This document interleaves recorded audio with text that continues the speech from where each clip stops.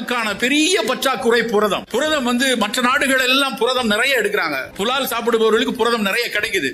தாவர உணவாளர்களுக்கு புரதத்துக்காக நிறைய மெனக்கெடல் வேண்டும். கூடுதலாக அதற்கு நிறைய சுண்டலும் பயரும் பட்டாணியும் கேழ்வரகும் எடுத்துக்கொள்ளணும். அப்படி எடுத்தா கூட ஒரு நாளைக்கு தேவையான 1 கிலோவுக்கு 6 கிராம் வேணுங்கிறான்.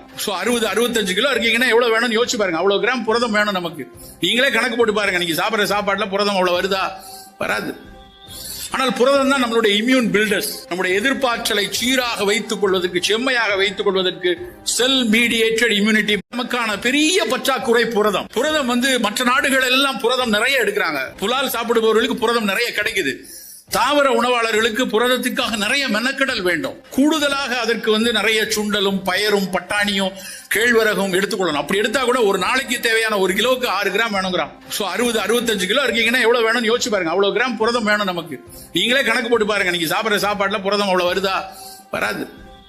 ஆனால் புரதம் தான் நம்மளுடைய இம்யூன் பில்டர்ஸ். நம்முடைய எதிர்ப்பாற்றலை சீராக வைத்துக் கொள்வதற்கு, செம்மையாக வைத்துக் கொள்வதற்கு செல் மீடியேட்டட் இம்யூனிட்டி நமக்கான பெரிய பற்றாக்குறை புரதம். புரதம் மற்ற நாடுகள் எல்லாம் புரதம் நிறைய எடுக்கிறாங்க. புலால் சாப்பிடுபவர்களுக்கு புரதம் நிறைய கிடைக்குது.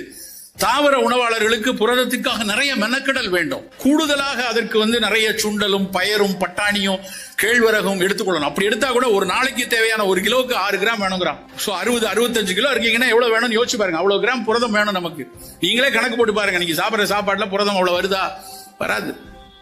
ஆனால் புரதம் தான் நம்மளுடைய இம்யூன் பில்டர்ஸ். நம்முடைய எதிர்ப்பாற்றலை சீராக வைத்துக் கொள்வதற்கு, செம்மையாக வைத்துக் கொள்வதற்கு செல் மீடியேட்டட் இம்யூனிட்டி